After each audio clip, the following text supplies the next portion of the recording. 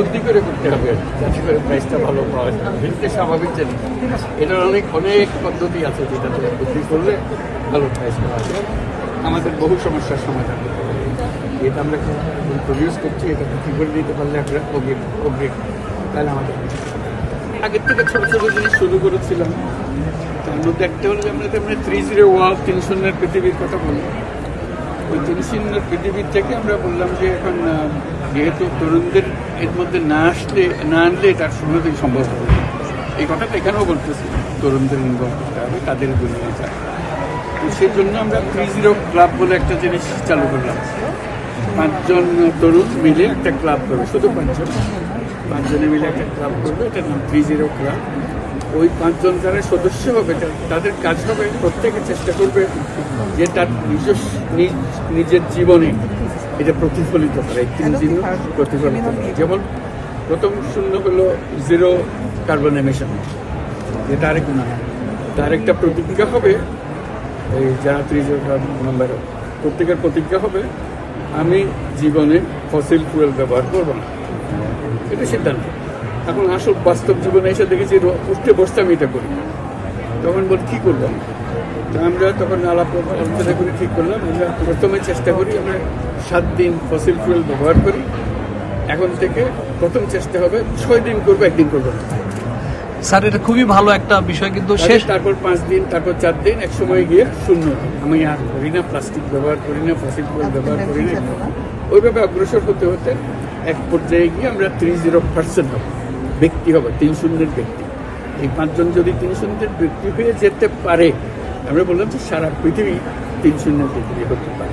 Sir খুবই জিনিসটা হলো নিজের হ্যাবিট, নিজের অভ্যাস। এই নিজের অভ্যাসের কারণে আমরা কাফারা দিতেছে যে আমাদের গাড়ি চড়তে হবে, আমাদের প্লেনে উঠতে হবে, আমাদের এই করতে হবে, এই করতে গিয়ে দুনিয়া সর্বনাশটা করে দিচ্ছে।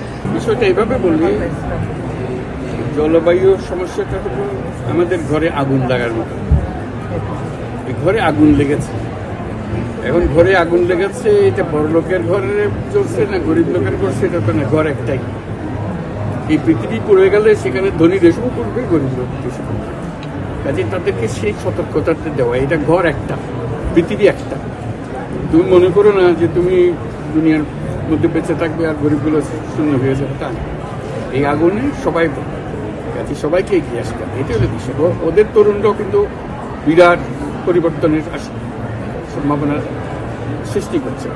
কাজে আমরা বলছি যে তরুণদের যদি আমরা উদ্বুদ্ধ করতে পারি তাহলে হয়তো ভবিষ্যৎ তাড়াতাড়ি আমরা সৃষ্টি করতে পারি। সেহেতু তরুণদের আমরা বিশেষ করে আকর্ষণ করছি। তারা তাদের জীবন দেখতে চায় যে হ্যাঁ এটা সেফ একটা জীবন।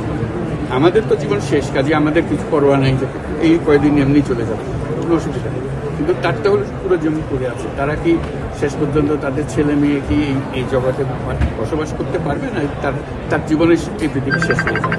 এই পৃথিবীর মেয়াদ বেশি দিন নাই আর আমাদের, এই মেয়াদটা যাতে আমরা বাড়াতে পারি। তারাও বোঝে, তারা বোঝে না যে না, তাদের দেশে এই যে গ্রিন পার্টির সৃষ্টি হলো, কবে সৃষ্টি হলো? এটা ওরা তো আন্দোলন শুরু করেছে বলে এটা হলো। এই গ্রিন পার্টির কত মনে করছে পাগল ছাগল কতগুলো রাস্তাঘাটে গেলে বলে জলবায়ু নিয়ে কথা বলে, তারা পাগল মনে করছে। এই পাগলামি করতে করতে করতে করতে এখন এটা পলিটিক্যাল পার্টি করলো।